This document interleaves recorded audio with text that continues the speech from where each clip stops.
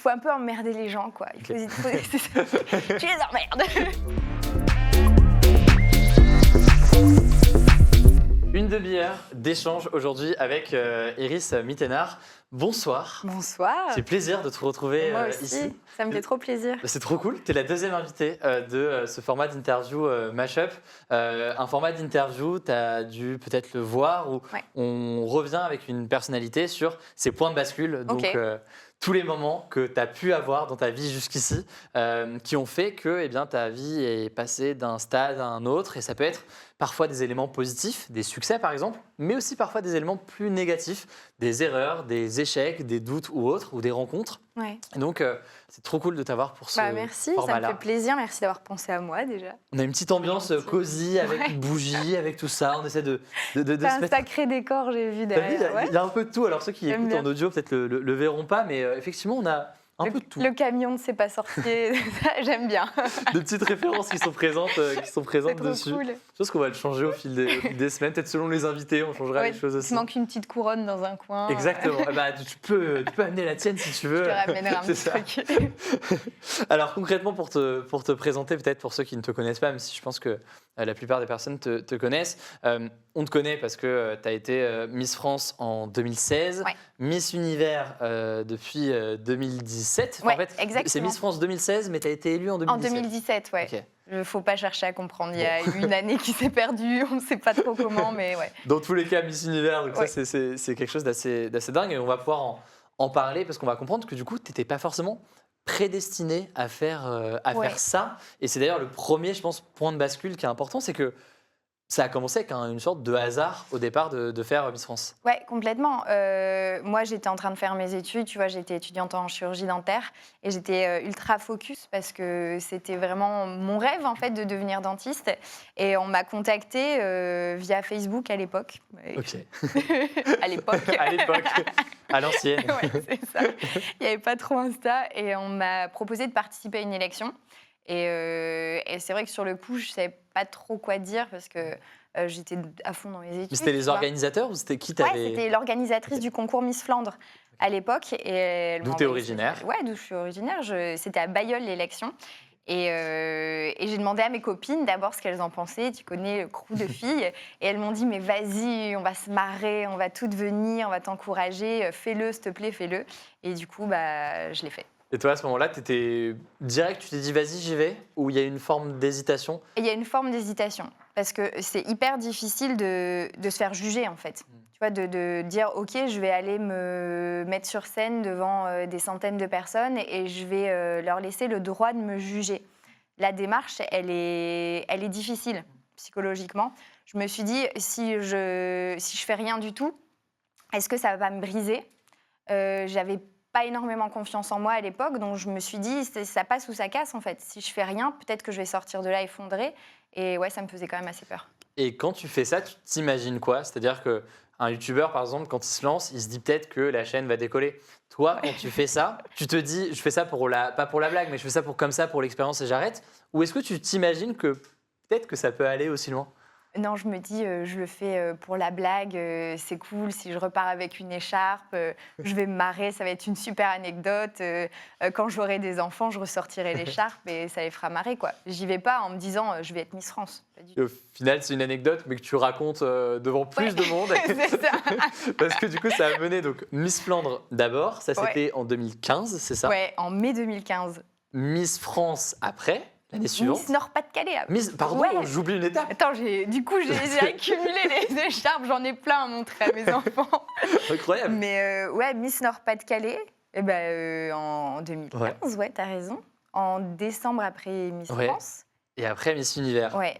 Et donc, à chaque étape, il y a peut-être eu la même chose de est-ce qu'on continue ou est-ce qu'une fois que tu as fait Miss Flandre, tu te dis non, mais là, j'enchaîne, je dois continuer? En fait, j'avais envie d'être Miss Nord-Pas-de-Calais. Ok. Pour une raison simple. Pour une raison simple, c'est que j'avais envie de partir à Tahiti. Okay. Tu vois, c'était le voyage Miss France quand t'es Miss régionale, tu pars faire un voyage avec toutes les Miss et c'était à Tahiti. Là, il y a une photo à un moment qui est faite, c'est ça? Ouais, la traditionnelle photo en maillot de bain avec toutes les filles, etc. Et c'était à Tahiti mon année, donc évidemment, je me suis dit, je pourrais peut-être jamais partir à Tahiti de ma vie.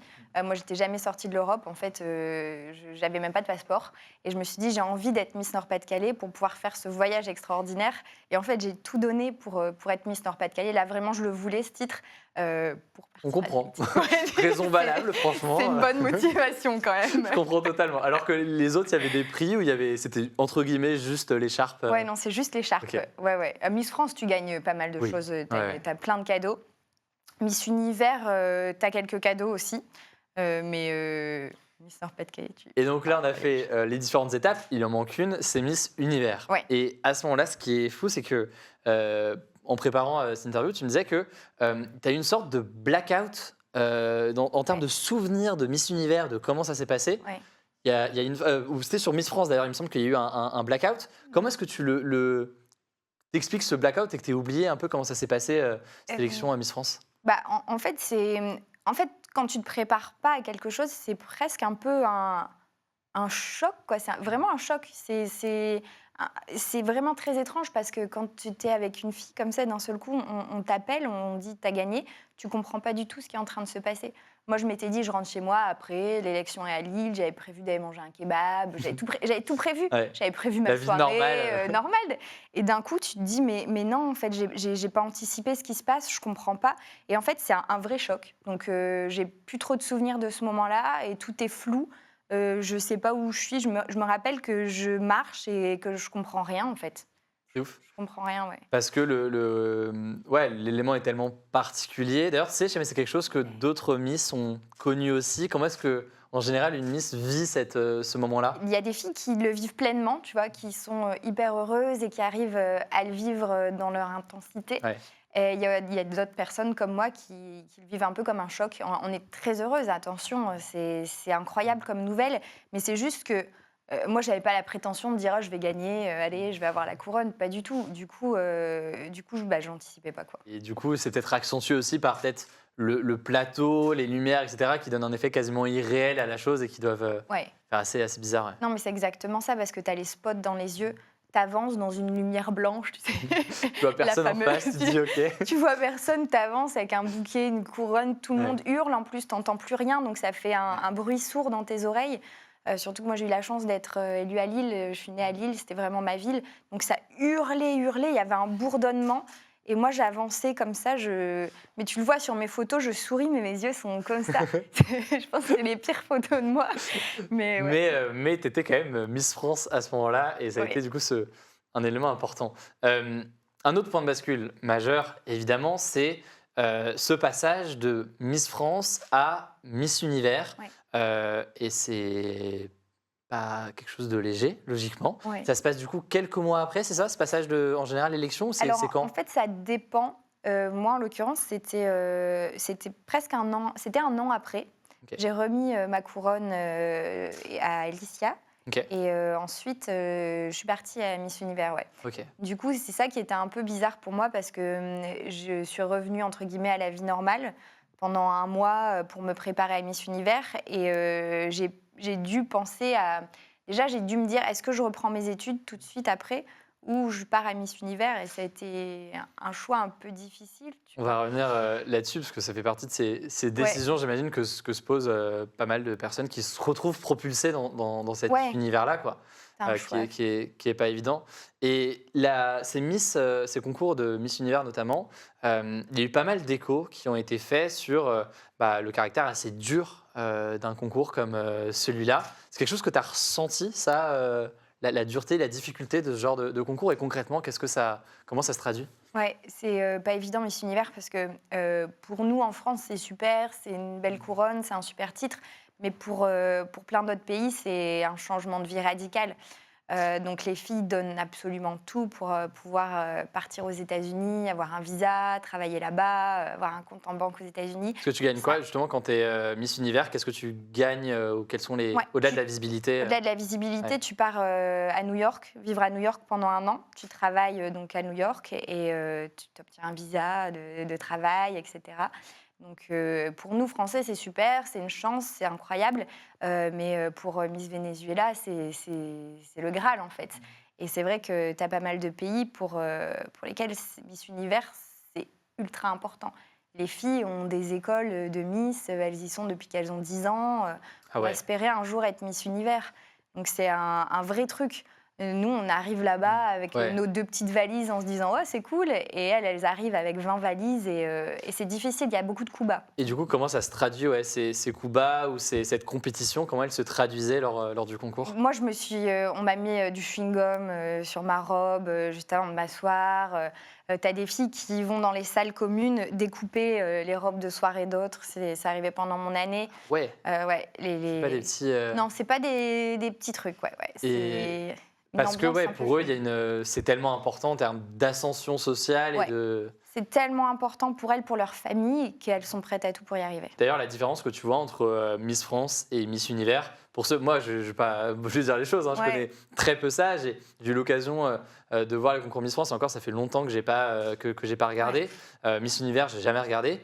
Il y a des différences entre Miss France et Miss Univers, même, c'est tout bête, mais en termes de représentation, parce que ça pose forcément une question de quelle est du coup la représentation d'une Miss Univers. Est-ce qu'il y a des critères, des choses, un formatage d'une façon ou d'une autre? Il n'y a aucun critère à Miss Univers, parce qu'on prend juste les Miss des différents pays, donc ça varie en fonction des pays. En fait, en France, on a pas mal de critères, mais si tu vas en Espagne, tu n'en as pas, etc. Donc en fait, ils prennent juste les filles comme elles sont dans leur pays. Donc tu as 0 critère à Miss Univers et je trouve ça plutôt cool. Ok. Donc il n'y a pas de. Parce qu'on pourrait penser qu'il y a une forme de formatage ou une forme de conditionnement d'un point de vue physique. Non, pas du tout. Okay. Et ça, c'est hyper agréable parce que tu as vraiment plein de femmes de manière générale qui sont représentées. Et justement, ça fait beaucoup de bien. Et je pense que de ne pas avoir de critères, ça permet justement ça. Et chaque année, on a une Miss Univers qui est un peu différente. Je dis un peu différente parce qu'elles sont quand même très souvent brunes. Okay. C'est une sorte de chose qui revient au fil des années. Ouais, elles sont très souvent brunes. Je dis ça, je dis rien. Non, mais tu as quand même énormément de représentation de femmes à Miss Univers, et notamment les transgenres, etc. Donc c'est chouette. Parce que moi, je lisais aussi des craintes parfois d'avoir avec pas mal de représentation de personnes qui ont fait de la chirurgie esthétique ou autre. Toi, c'est quelque chose que tu n'as jamais fait, ça a été un choix. Pourquoi ce choix? Et c'était pour toi une volonté de se dire non, je vais pas faire de la chirurgie esthétique tout en participant à ces concours? Oui, alors en France, la chirurgie esthétique est interdite. À Miss Univers, elle est autorisée, parce que justement, ils autorisent les transgenres, donc la chirurgie, la chirurgie pour tous. Donc la chirurgie esthétique. Moi, en l'occurrence, j'avais envie de prouver qu'on pouvait gagner sans faire de chirurgie esthétique. Parce qu'on me disait tout le temps, la France, on ne gagnera jamais parce qu'on n'a pas le droit à la chirurgie esthétique. Et ça m'agace un peu parce on n'a pas le temps de faire une chirurgie entre Miss France et... ça serait étonnant. Ouais, mais même, en fait, la femme belle n'a pas besoin de passer par la case de chirurgie esthétique, en fait. Enfin, pour moi, c'est n'importe quoi. Donc, j'avais envie de prouver aux gens qu'ils avaient tort et qu'on peut être belle sans faire de chirurgie, qu'on n'a pas besoin de ressembler à sa voisine. Chaque personne est belle différemment sans passer par la case chirurgie. Et sur ce point de bascule donc, qui a été Miss Univers, toi, pour ton quotidien, logiquement, faut quand même dire les choses clairement. On parle d'aller vivre du coup aux États-Unis, alors que c'est pas le quotidien que tu avais avant. Tu étais étudiante. C'est une vie qui est quand même particulière. Tu t'éloignes de ta famille, tu t'éloignes de tout ça. Tu le vis comment? Tu le vis bien ou au contraire, tu fais face à des difficultés là-dessus? Au début, c'est un peu bizarre parce qu'en fait, moi j'étais élue aux Philippines et en fait, tu pars direct à New York. Tu repasses pas chez toi, tu dis pas au revoir à tes parents, tu prends un avion, tu arrives à New York, tu as tes petites valises là. Et c'est un peu un choc quand même, je vais pas te mentir, tu comprends pas trop ce qui t'arrive. Mais j'ai adoré New York. New York, c'est incroyable, j'ai adoré vivre là-bas, c'est une expérience de dingue. La manière de vivre, c'est une autre culture, ça t'enrichit forcément. En préparant cette discussion aujourd'hui, tu me disais qu'il y a une forme de revanche à ce moment-là aussi, que toi, tu revanches sur la vie et sur les difficultés que tu as pu avoir avant, y compris sur des critiques qu'on a pu te faire. Comment ça se traduisait tout ça? En fait, moi, quand j'étais petite, j'ai été pas mal harcelée à l'école parce que j'étais extrêmement maigre. Et du coup, j'avais 0 confiance en moi. C'est pour ça qu'au départ, j'avais peur d'être brisée. Parce que c'est vrai que quand je me regardais dans le miroir, je me voyais toujours comme cette petite fille maigre qu'on insultait tous les jours. Et du coup, ça a été difficile de me lancer là-dedans. Mais quand je me suis lancée, quand j'ai commencé à gagner, etc., c'était clairement une revanche. sur ces années difficiles, je me disais, bah, voilà, aujourd'hui, j'ai eu l'approbation des autres, alors qu'autrefois, ils ne me la donnaient pas, justement. Du coup, tu es face à cette visibilité importante d'un coup, que tu es Miss Univers, enfin, je veux dire, c'est quand même pas rien. Ce regard que toi, tu portes sur ton corps, il change ou est-ce que, malgré tout, il reste... tu peux avoir des complexes encore? Comment est-ce que tu vois ça? En fait, c'est difficile. On a beau te dire que tu es belle tous les jours, quand tu as un traumatisme d'enfance, je pense que tu n'arrives pas à le surmonter totalement. Aujourd'hui, j'ai beaucoup plus confiance en moi. J'essaie en tout cas. Je me bats tous les jours pour avoir confiance en moi et me dire que je suis suffisante, mais c'est pas évident. C'est une blessure qui reste à vie. On ne se rend pas compte, mais des années plus tard, on le ressent toujours. Mais je pense que j'ai pris ma revanche, donc aujourd'hui, cette blessure, elle est en train de se penser. Et quel conseil, parce qu'il y a beaucoup de gens là, notamment sur le chat, il y a une pluie de cœurs d'ailleurs dans le chat là sur Twitch qui réagissent là-dessus.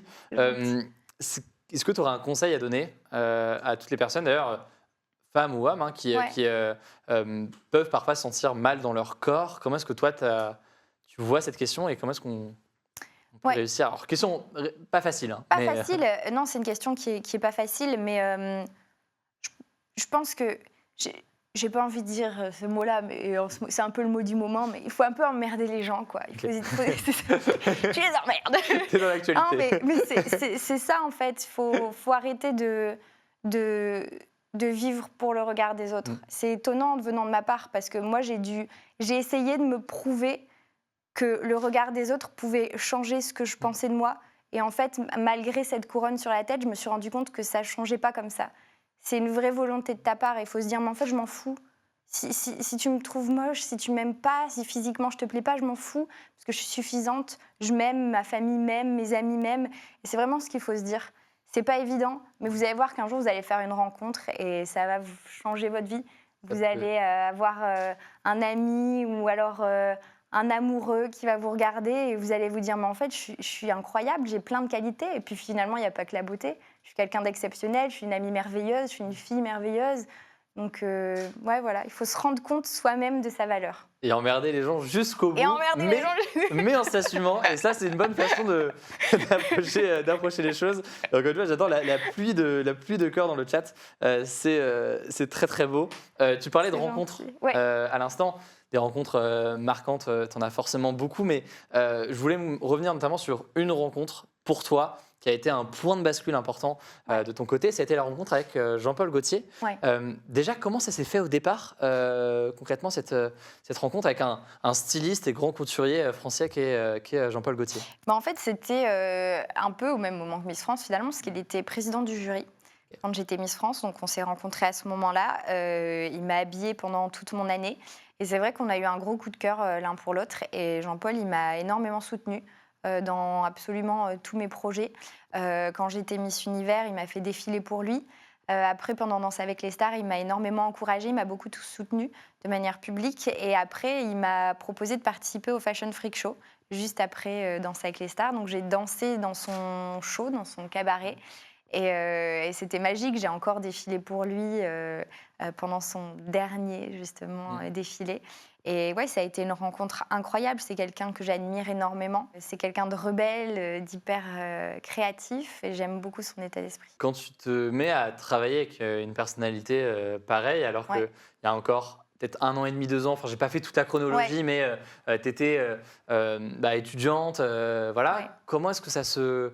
Enfin, concrètement, au début, tu arrives à pas t'imposer, mais à avoir une sorte d'aisance face à des personnalités comme ça. Au début, c'est un peu... Au début, tu es toute petite face à eux. Enfin, moi, en plus, ma grand-mère était couturière, pas à l'échelle de Jean-Paul Gaultier, mais ma grand-mère était une petite couturière.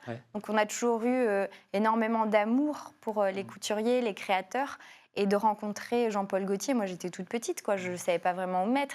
Et en fait, c'est quelqu'un qui est tellement simple et qui est tellement accueillant que ça se fait très vite avec lui. On le voyait avec Rebeu d'Éther la semaine dernière, donc haut de domaine, on parle de Twitch, on parle de tout ça, mais lui me disait, c'est cool parce que j'ai pu rencontrer dans mon métier, donc lui, en l'occurrence, c'est Amine, qui est un autre streamer, quelqu'un avec qui à la fois je travaille, mais aussi quelqu'un avec qui je peux parler de plein de choses. Et toi, tu as aussi des gens comme ça qui ont un double profil de à la fois le perso et à la fois le pro? Énormément. Ouais. Bah, Jean-Paul en fait partie. Hein. Ouais. C'est quelqu'un à qui tu peux raconter tout ce que tu veux. C'est quelqu'un qui est toujours de bons conseils en plus. C'est quelqu'un qui est hyper positif.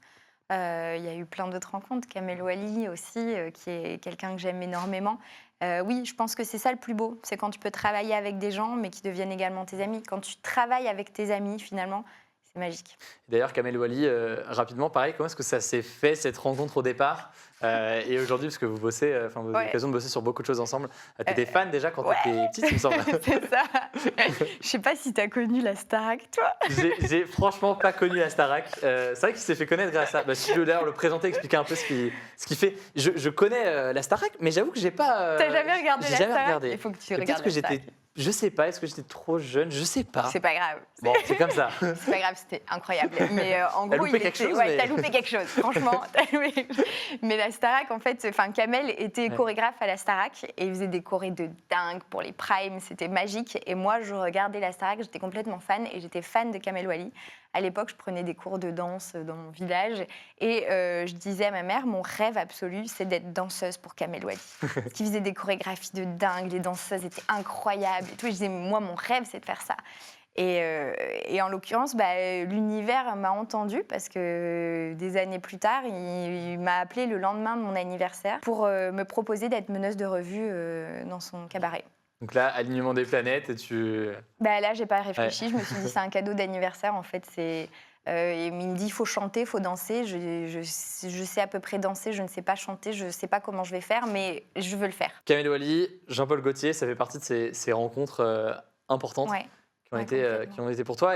Et plus largement, d'ailleurs, en termes de rencontres, quand tu deviens Miss France, puis Miss Univers, que par ailleurs, tu ne fais pas que ça, parce qu'on va pouvoir en parler dans la dernière partie de cet échange, tu as pas mal d'engagement et de choses, tu te mets aussi à rencontrer des personnalités que tu n'aurais pas forcément rencontrées au départ. Et il y a eu notamment, ça a pu être François Hollande, ça a pu être Vincent Bolloré, des grandes personnalités comme ça, de la politique, de l'économie.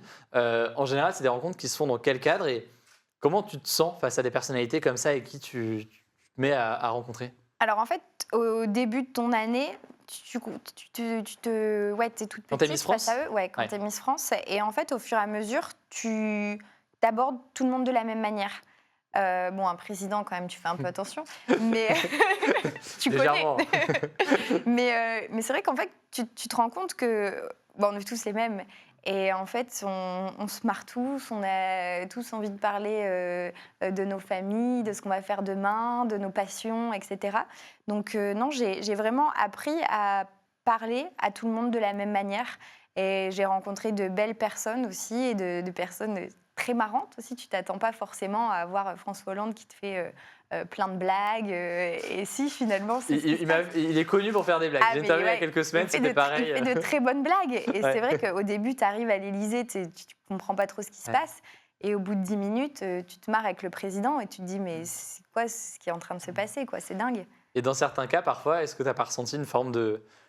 Justement, tu vois, tu as la vision, par exemple, de l'Élysée. Toi, tu arrives à l'Élysée et tu as l'impression qu'entre ce à quoi tu t'attendais et ce que tu as vu et ce que tu as connu, il y a une forme de décalage. Parce que, comme tu le dis, c'est peut-être dans certains cas plus léger que ce que tu pouvais penser ou autre. C'est quelque chose que tu as ressenti, ce décalage entre la vision que tu avais de quelque chose et que tu as vu derrière? Oui, énormément. C'est vrai que, en l'occurrence, l'Élysée, oui, ça me faisait assez peur. Et finalement, j'ai trouvé que l'ambiance était hyper bienveillante. Et j'ai ressenti ça dans plein de cas. Quand j'étais à l'AMFAR, j'ai rencontré tout le monde. Il y avait Will Smith, Leonardo DiCaprio. Et en fait, tu te dis, mais ça va être une ambiance très guindée. On ne va pas savoir comment se tenir. Et en fait, tout le monde est hyper cool. Et les gens sont juste cool, quoi. Ils ont envie de s'amuser, ils ont envie d'être normaux. Et ça fait du bien. Là, on est monté très haut dans ton parcours, dans tout ça, mais justement, un des points de bascule qui a fait que tu as été là où tu es aujourd'hui, ça a été un choix. Et ce choix-là, ça a été le choix de continuer les études ou alors de continuer cette voie que tu avais engagée. Comment ça se prend, une décision pareille, au final se dire, là, je vais devoir arrêter les études, des études dentaires, on le rappelle, des études importantes, tu étais déjà bien engagée dedans. pour t'engager sur cet autre parcours? Ça a été hyper difficile parce que moi, je voulais être dentiste quand j'étais petite. C'était vraiment une volonté de ma part. J'ai fait beaucoup de sacrifices aussi pendant mes études. La première année de médecine, c'est une année qui est difficile à obtenir. Donc, j'ai sacrifié toutes mes soirées et tout mon temps finalement pour y arriver. Et à un moment, quand tu t'attends pas à gagner, mais que tu gagnes, donc tu repousses tes études. Après, tu te dis, bon, je pars à Miss Univers, je reprends mes études tout de suite. Ah, j'attends un petit peu, je pars à Miss Univers. T'es Miss Univers, on te propose des trucs derrière. Et à un moment, tu peux plus... En fait, tu peux plus... T'es obligé de prendre une décision. La décision, elle est ultra difficile à prendre, mais voilà, je me suis dit que je voulais vivre pleinement ce que j'avais la chance de vivre, parce que c'est assez extraordinaire, on va pas se le mentir. Et en fait, je suis pas à l'abri de les reprendre un jour. Je sais pas, tu vois, peut-être que dans 5 ans, dans 10 ans, je vais me dire, allez, je reprends mes études. Mais c'était difficile parce que c'était une vraie passion. Et c'était surtout que j'ai fait tellement de sacrifices pour y arriver. Très engagé, oui, parce qu'encore une fois, 5-6 ans, 5e année, tu disais? J'étais en 5e année, ouais. 5e année en médecine, c'est tellement, c'est en termes de charge de taf, c'est dur et c'est pas évident de se dire, bah, tant pis, Ouais, c'est vraiment pas évident, mais je savais que je pouvais pas cumuler les deux. Ouais. Je pouvais pas être Miss Univers à New York et faire mes études en même temps et reprendre juste après, n'était pas possible non plus. J'avais trop de tournage, trop de travail. J'étais obligée de prendre une décision. Ça a été dur. Franchement, ça a été dur. Surtout qu'il y a des inconvénients, faut le dire quand même, à être Miss. C'est-à-dire que tu perds, non mais c'est vrai, faut le dire, tu perds peut-être certaines choses en termes de liberté. Je sais pas, de liberté, de tout ça. Est-ce que dans ta prise de décision à l'époque, tu étais consciente de ce que tu perdais aussi ou pas? J'étais consciente de ce que je perdais, mais étonnamment, c'était aussi un frein de l'autre côté parce que j'avais peur de retourner à la fac. J'étais retournée à la fac une fois, j'avais été invitée et on était venus, j'avais ma couronne, mon écharpe et j'ai vu le regard des gens sur moi qui était différent en fait, qui n'était pas le même que celui que je connaissais en tant qu'étudiante. Et ça m'a fait peur en fait. Je me suis rendu compte que je ne serais plus jamais la petite étudiante Iris et que soit on allait être très dur avec moi, soit au contraire me traiter différemment. Et donc ça limite aussi été un frein en fait. Je ne me voyais pas reprendre mes études dans ces conditions-là. Et c'est difficile. C'est difficile parce que tu te dis je ne serai plus jamais anonyme finalement. C'est ce que ça dit dans le chat, effectivement. Tu perds l'anonymat et peut-être qu'on ne mesure pas forcément à quel point ça change notre quotidien. Et certains, beaucoup d'ailleurs, je pense, aspirent à perdre cet anonymat. Il y a toujours une envie, souvent une envie de visibilité, de tout ça. Mais ça vient aussi avec des contraintes que tu as dû voir. Oui, bien sûr. Je pense que la contrainte la plus difficile, c'est les paparazzis, notamment, on ne va pas se le mentir. Ça a été hyper dur pour moi. J'ai appris ça d'un seul coup, en fait. Ça a été au moment de Miss France, Miss Univers, encore aujourd'hui? Surtout Miss Univers, ouais. Et aujourd'hui, oui. Moi, j'ai été suivie. Moi, je sortais de chez moi. J'avais des scooters, des motos de paparazzi en bas de chez moi qui m'attendaient tous les jours. Tu prenais un taxi, il allait à l'adresse pour voir où t'allais, chez qui. Et tous les jours, tu te faisais prendre en photo et c'était fatigant, en fait. C'était fatigant, c'était lourd. C'était surtout pour savoir à qui était mon mec. C'était la question, il fallait avoir la preuve du moment. Et franchement, c'était dur. Et tu deviens parano dans ce genre de moment? Totalement. Ouais. À base de, t'es dans un endroit, les rideaux, ils sont fermés. T'es trop parano. Ouais. Mais c'est un truc bête, c'est quand t'es au resto et que tu parles, t'as l'impression que les gens écoutent. Bah, ils écoutent peut-être, mais quoi qu'il, tu sais, t'as l'impression que tu peux jamais être pleinement toi-même, en fait. Je peux pas dire une connerie à ma copine, lui faire une blague un peu débile, parce que on va entendre, on va dire, ah, elle a dit ça. Et du coup, c'est vrai que je devenais la sincérité aussi des gens, même au quotidien, de qui tu peux faire confiance, en qui tu... Ouais. Oui, parce que tu as énormément de personnes qui deviennent tes amis ou qui, du moins, essaient de devenir tes amis. Beaucoup de personnes de ta famille que tu ne connaissais pas qui se révèlent. Ouais.